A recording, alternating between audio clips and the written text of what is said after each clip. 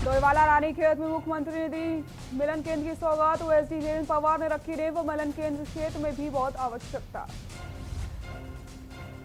हरिद्वार में अखाड़ा परिषद की बैठक तय समय पर होगा। महाकुंभ भव्य और दिव्य बनाने पर जोर।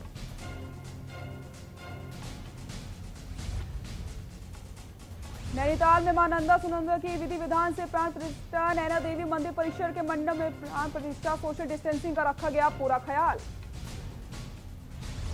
केदारनाथ धाम में पुनः संरक्षित की जाएगी ब्रह्म वाटिका। भगवान शिव का प्रिय पुष्प ब्रह्म कमल चढ़ाने से शिव होते हैं प्रसन्न। स्वास्थ्य सेवाओं पर कांग्रेस ने सौंपा ज्ञापन।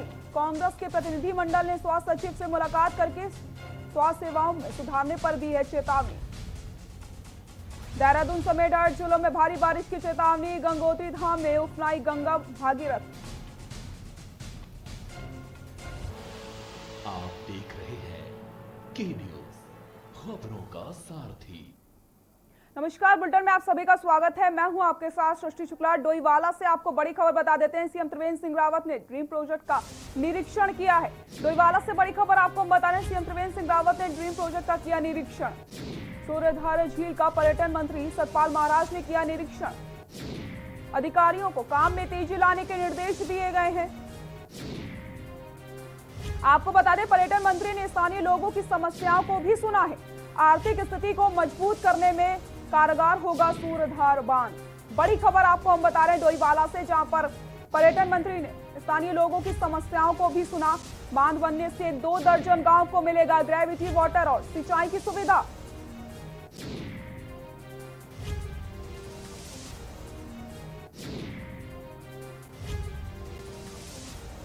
सीएम त्रिवेंद्र सिंह रावत के ड्रीम प्रोजेक्ट का निरीक्षण किया गया। डोईवाला से खबर आपको हम बता रहे हैं। सूर्यधार झील का पर्यटन मंत्री सतपाल महाराज ने किया निरीक्षण।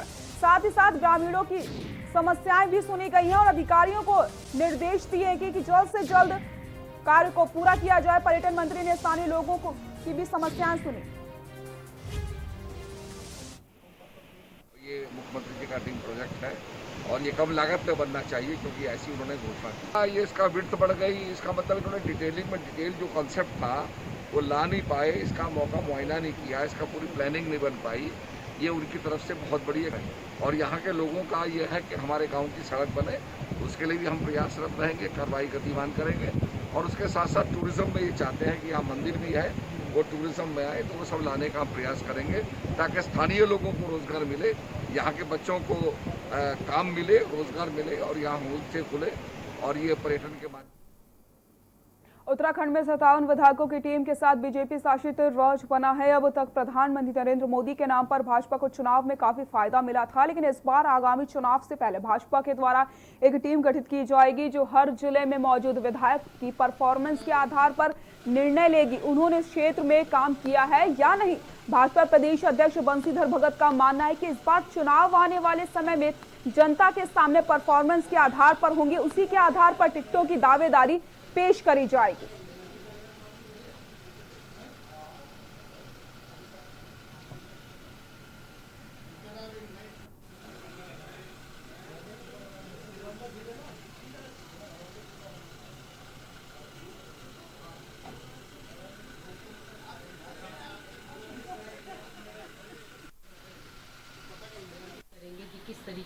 निश्चित रूप से चुनाव से पूर्व चाहे वो मेरी विधानसभा क्यों न हो, सबकी परफॉर्मेंस तय करेंगे, उसका परीक्षण करेंगे। जो जीतने वाली स्थिति में होगा उसी को टिकट देंगे। मुझे मालूम है कि हमारे विधायक सभी क्षेत्र में रहते हैं, सभी काम कर रहे हैं, जनता से जुड़े हुए हैं, लेकिन फिर भी हम परफॉर्मेंस कराएंगे। मोदी जी अपनी जगह पर है, मोदी एक नाम है, बहुत बड़ा नाम है, मोदी जी के आधार पर हम सब लोग खड़े हैं। त्रिवेंद्र मंत्रिमंडल का तो 3.5 साल बाद भी विस्तार न होने से अब बीजेपी विधायक भी खुद खाली पड़े 3 पदों को भरे जाने की मांग कर रहे हैं। बीजेपी विधायक राजेश शुक्ला का कहना है कि मैंने चुनाव में पूर्व मुख्यमंत्री हरीश रावत को चुनाव में हराया है, ऐसे में मैं भी चाहता हूं कि मुझे भी जिम्मेदारी मिले, लेकिन इसका निर्णय पार्टी हाईकमान को लेना है। इस दौरान राजेश शुक्ला ने कहा है कि किसी को भी मंत्री बनाया जाए, लेकिन पदों को खाली न रखा जाए। यदि मौजूदा समय में भी खाली पड़े 3 पदों को भर दिया जाए तो अभी भी काफी समय बचा हुआ है। आपको बता दें कि भाजपा शासित राज्य हिमाचल और मध्य प्रदेश के कैबिनेट का विस्तार हो चुका है, ऐसे में उत्तराखंड में भी कैबिनेट विस्तार का दबाव बढ़ता ही जा रहा है।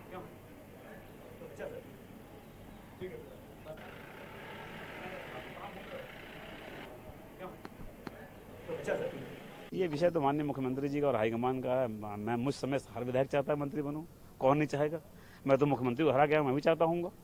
लेकिन ये सिस्टम है, पार्टी सब चीज़ों को देखती है, सब चीज़ों को समझती है, क्षेत्रवार चीज़ों को देखती है, जातिवार चीज़ों को देखती है, तो कहाँ से प्रतिनिधित्व हुआ है, कहाँ से नहीं हुआ है। कई कमिटमेंट्स भी होते हैं जिनको निभाने पड़ते हैं। तो उन सब चीज़ों के बीच में से जो भी हाईकमान का निर्णय होगा शिरोधार्य होगा। लेकिन मेरा ये जरूर मानना है कि रिक्त नहीं रहना चाहिए। रिक्त रहने की बजाय आप किसी को भी दें, कम से कम 3 लोग आज मंत्री होते तो वो तीनों भी अपनी परफॉर्मेंस देते। उत्तराखंड की बदहाल स्वास्थ्य सेवाओं को दुरुस्त करने की मांग को लेकर कांग्रेस के प्रतिनिधि मंडल ने स्वास्थ्य सचिव अमित नेगी से मुलाकात करके उन्हें ज्ञापन सौंपा है। वहीं कांग्रेस प्रदेश उपाध्यक्ष सूर्यकांत धस्माना का कहना है कि राज्य की स्वास्थ्य सेवाएं बदहाल है। कोरोना से लड़ने से राज्य सरकार पूरी तरीके से विफल हो चुकी है और कोई तैयारी सरकार ने नहीं करी। राज्य में बढ़ते कोरोना मामले को देखते हुए ऐसा लगता है कि राज्य में सामाजिक फैलाव की तरफ बढ़ रहा है। इस दौरान उन्होंने सरकार को चेतावनी देते हुए कहा कि अगर जल्द ही स्वास्थ्य सेवाओं को बेहतर नहीं किया गया तो उग्र आंदोलन किया जाएगा।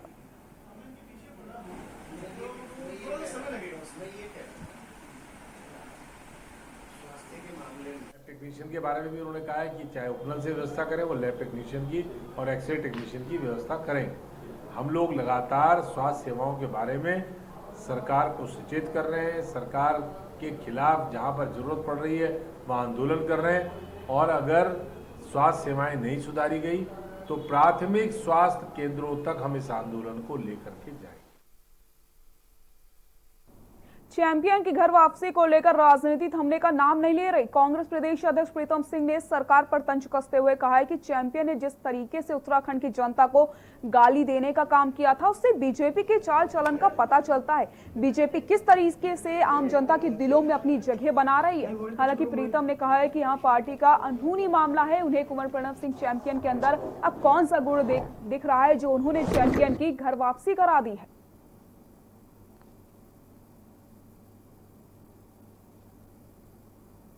चैंपियन को कारण बताओ नोटिस जो है भारतीय जनता पार्टी ने दिया। उनके कृत्य के लिए 6 साल के लिए उन्हें निष्कासित भी कर दिया गया। उन्होंने उत्तराखंड के परिप्रेक्ष्य में जो अभद्र टिप्पणी की थी उसका भी भारतीय जनता पार्टी ने संज्ञान लिया था। अब पार्टी ने उन्हें वापस ले लिया है। बताए तो सही भारतीय जनता पार्टी के लोग अब कौन से गुण जो है चैंपियन में पैदा हो गए जिसकी वजह से उन्होंने वापस लिया है। उनका पार्टी का अंदरूनी मामला है, वो क्या निर्णय ले क्या नहीं ले, लेकिन चैंपियन प्रकरण से भारतीय जनता पार्टी के चाल चरित्र और चेहरे को जो है आम उत्तराखंड के लोग पहचान चुके हैं।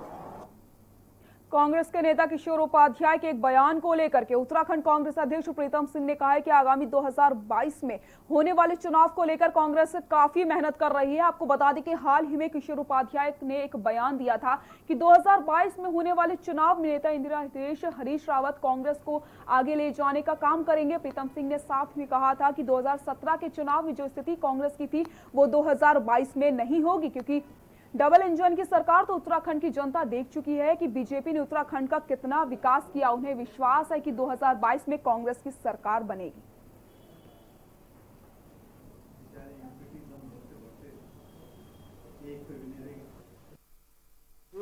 निश्चित रूप से कांग्रेस का एक एक साथी 2022 में कांग्रेस की वापसी के लिए कार्य कर रहा है।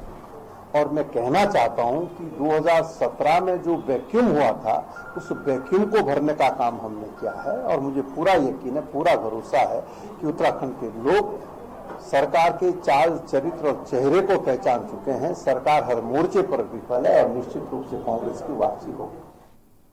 खबर देहरादून से, जहां पर सचिवालय में शिक्षा मंत्री अरविंद पांडे ने शिक्षा विभाग की बैठक ली। इस बैठक में प्राथमिक, माध्यमिक और जूनियर शिक्षक संघ के पदाधिकारी उपस्थित रहे।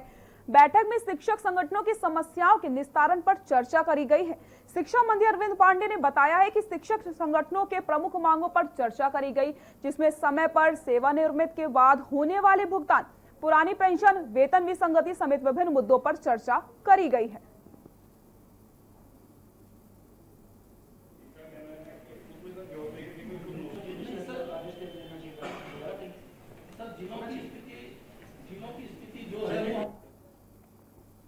उत्तराखंड के महामहिम राज्यपाल बेबी रानी मौर्य ने अपने कार्यकाल के 2 वर्ष पूरे होने पर छाछड़ा ग्राम पंचायत के कई कार्यों का शुभारंभ करते हुए गांव का भ्रमण किया है।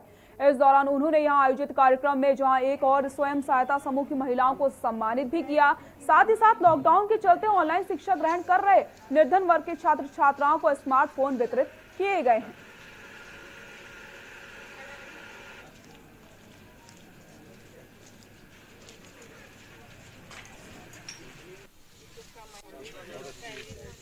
देखिए, आज 26 अगस्त को मेरे 2 साल के कार्यकाल के पूर्ण होने के अवसर पर मुझे खुशी है। मैं कुछ महिलाओं से भी मिली जो स्वयं सहायता समूह से जुड़ी हुई हैं, और बहुत सफलता के साथ अपने कार्य को कर रही हैं। कोई वैन चलवा रही है तो किसी का ब्यूटी पार्लर है, कोई सब्जी की काम कर रही है, और आगे भी उनकी जो योजनाएं हैं। पौड़ी में जिलाधिकारी धीराज सिंह गर्ब्याल की अध्यक्षता में जिला स्तरीय निगरानी एवं कार्यान्वयन समिति की बैठक करी गई। बैठक में सभी विकास खंड के ब्लॉक प्रमुख, खंड विकास अधिकारी एवं जिला स्तरीय संबंधित अधिकारी मौजूद रहे। इस दौरान डीएम ने कहा कि किसी भी कार्य को बेहतर तरीके से में लाने के लिए जन सहभागिता की बहुत जरूरत है। उन्होंने ठोस अपशिष्ट प्रबंधन को लेकर वैज्ञानिक दृष्टिकोण में कार्य करने को कहा है।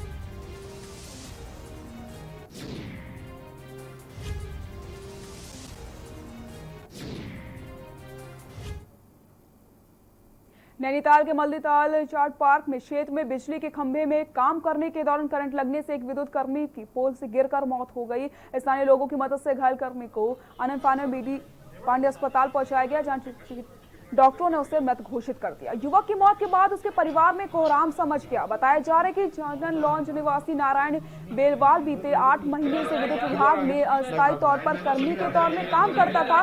देर शाम नारायण मल्लीताल चार्ट पार्क के समीप बिजली के पोल में चढ़कर काम कर रहा था। खुली लाइन में काम करने के दौरान अचानक उसे बिजली का झटका लग गया। 20 फीट ऊंचे पोल से सिर के बल जोरों से जमीन पर गिर गया। सिर पर चोट लगने के कारण वह गंभीर रूप से घायल हो गया था। स्थानीय निवासी चंदन जोशी और मेली ड्यूटी में तैनात पुलिसकर्मी पूरन मेहरा उसे लेकर के बीडी पांडे अस्पताल पहुंचते हैं, जहां पर डॉक्टरों ने उसे मृत घोषित कर दिया।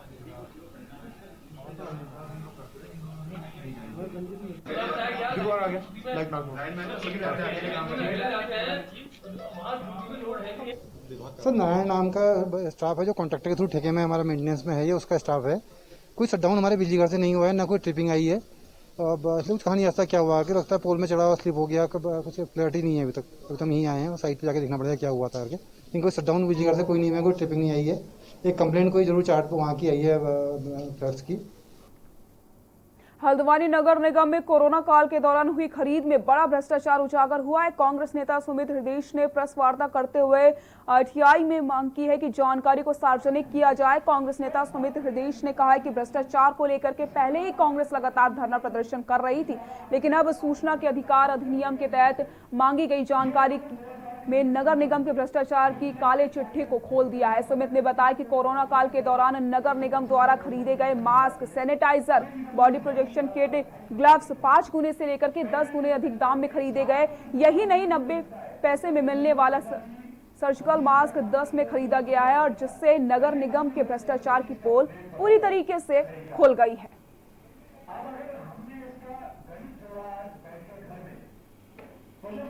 इतना बड़ा आपके सामने मैंने सफ़ेद चिट्ठा ये जारी करा है, जिसमें नगर निगम में जो व्याप्त भ्रष्टाचार है उसके सारे प्रमाण हैं। आरटीआई एक्टिविस्ट गुरविंदर सिंह चड्डा जी ने आरटीआई निकलवाई थी, उन्होंने मुझे सौंपी, ये जिम्मेदारी सौंपी कि आप आवाज़ बनिए भ्रष्टाचार के खिलाफ। मैं उनका धन्यवाद देता हूँ। और जिसमें 2 गुना, 5 गुना और 10 गुना तक बढ़े हुए दामों के साथ कोरोना काल में एसेंशियल जो आइटम्स थे, चाहे सैनिटाइजर हो, चाहे बॉडी प्रोटेक्शन किट हो। जो बॉडी प्रोटेक्शन किट 300 रुपए का आता है, वो 1500 रुपए में खरीदा गया।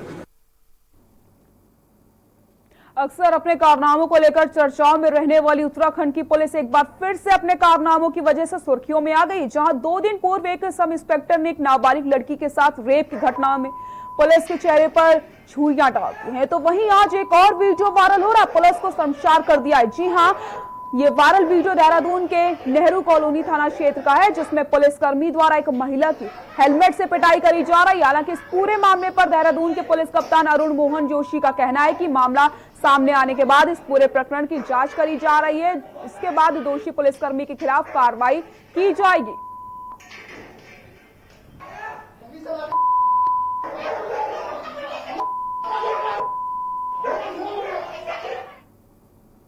यहाँ रुकते हैं छोटे से ब्रेक के लिए, जल्द हाजिर होते हैं। आप देख रहे हैं के न्यूज, खबरों का सारथी।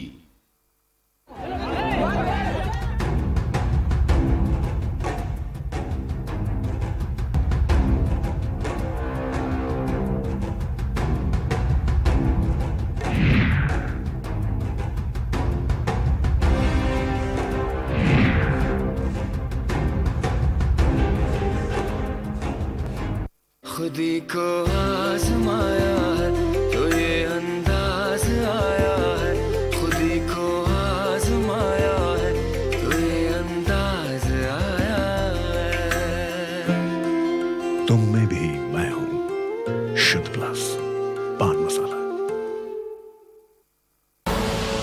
आप देख रहे हैं के न्यूज, खबरों का सारथी।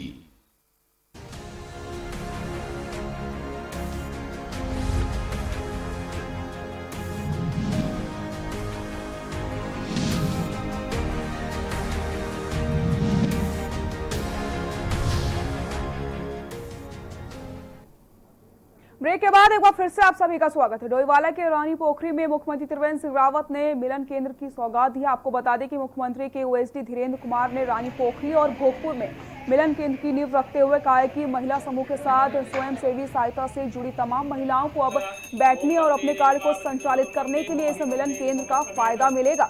बता दें कि रानी पोखरी के बारात घर में ही आज मिलन केंद्र की नींव रखी गई। इस अवसर पर राज्य मंत्री करण वोरा और रानी पोखरी के ग्राम प्रधान सुधीर रतूड़ी ने कहा है कि मुख्यमंत्री क्षेत्र की विधायक हैं और लगातार विकास कार्यों को आगे बढ़ा रहे हैं। मिलन केंद्र की क्षेत्र में बहुत आवश्यकता थी जो आज पूरी हो चुकी है। इस अवसर पर मुख्यमंत्रियों ओएसडी धीरेन्द्र पवार के साथ राज्य मंत्री अरुण वोरा, ग्राम प्रधान सुधीर रतूड़ी के साथ तमाम लोगों ने इस कार्यक्रम में भाग लिया। इस मौके पर तमाम स्वयंसेवी सहायता से जुड़ी महिलाओं और समूह की महिलाएं भी उपस्थित रहीं।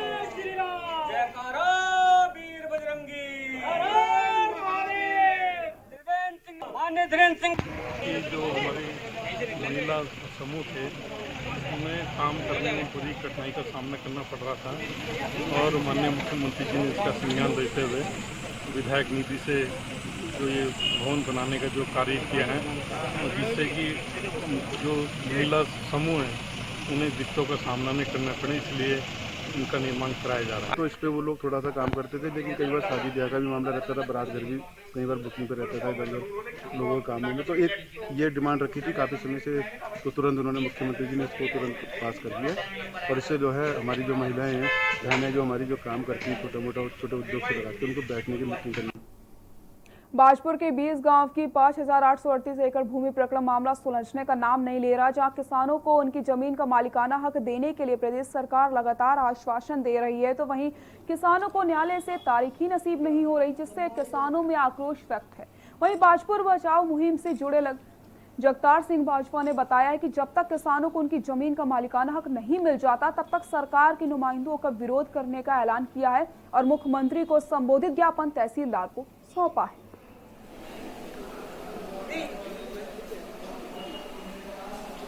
आज चल रहा है बाजपुर के 20 गांवों की लगभग 6,000 एकड़ भूमि को जो मालिकाना हक छीनने का प्रयास सरकार कर रही है, उसके संबंध में अनेक बार आश्वासन मुख्यमंत्री मंत्री न जाने सारे सरकारी नुमाइंदों ने दे दिए। अब ये 25 तारीख का कहा गया था कि 25 तारीख को हल हो जाएगा और 25 तारीख को भी सिर्फ तारीख मिली। तो हमें लगता है सरकार के जो मन में खोट है, ये किसानों मजदूरों व्यापारियों को उनका हक नहीं देना चाहती है। उसके विरोध में कांग्रेस पार्टी ने आज घोषणा की है।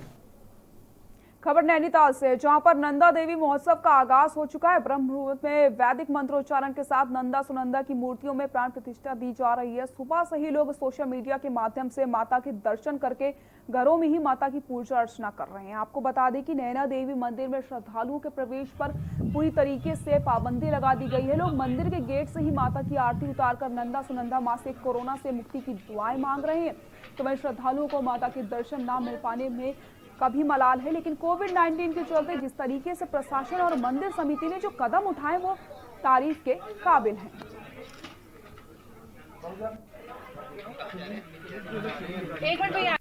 आज मैं इधर से जब आई हूँ अपना, तो यहाँ पर जब देखा पूरा सुनसान पड़ा है। बहुत ही बुरा लग रहा था कि मेला नहीं देख पा रहे हैं, माता रानी के दर्शन नहीं कर पा रहे हैं। उसकी टीस तो जरूर है हमारे मन में, लेकिन चलिए कोई बात नहीं, माता रानी इसको कोरोना काल को जल्द से जल्द दूर करें और सब लोगों को सुरक्षित करें। और आपको अब दिखाते हैं मां नंदा सुनंदा के नैनीताल में क्या अद्भुत नज़ारे देखने को मिल रहे हैं। सीधे आपको ले चलते हैं और दिखाते हैं आपको मां नंदा सुनंदा दरबार नैनीताल की तस्वीरें आपको हम दिखा रहे हैं किस तरीके से यहाँ पर पूजा अर्चना की जा रही है। मां नंदा सुनंदा दरबार नैनीताल के अद्भुत नज़ारे आपको हम दिखा रहे हैं। और इस बार कोरोना का काल चल रहा है, ऐसे में जो जितने भी भक्त हैं वो सोशल मीडिया के माध्यम से ही मां के दर्शन कर पा रहे हैं, लेकिन कई सारी चीज़ों की व्यवस्था करी गई है। किसी मंदिर में आने की दर्शकों को बिल्कुल भी जो भक्त हैं उनको रोक लगा दी गई है, क्योंकि कोरोना का काल चल रहा है। ऐसे में सोशल डिस्टेंसिंग का पूरा ख्याल रखा जा रहा है।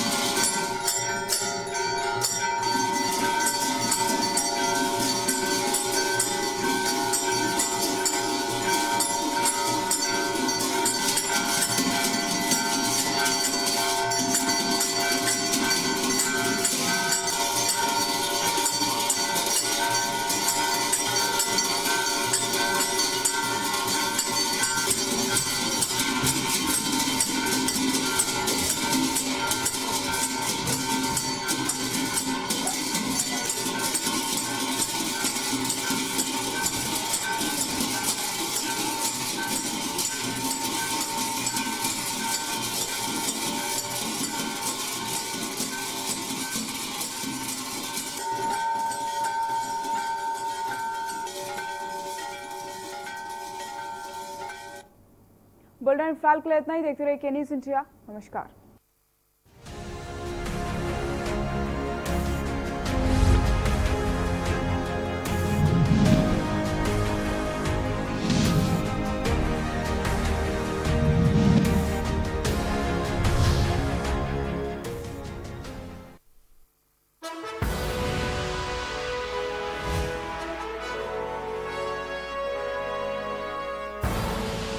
आप देख रहे हैं के न्यूज़, खबरों का सारथी।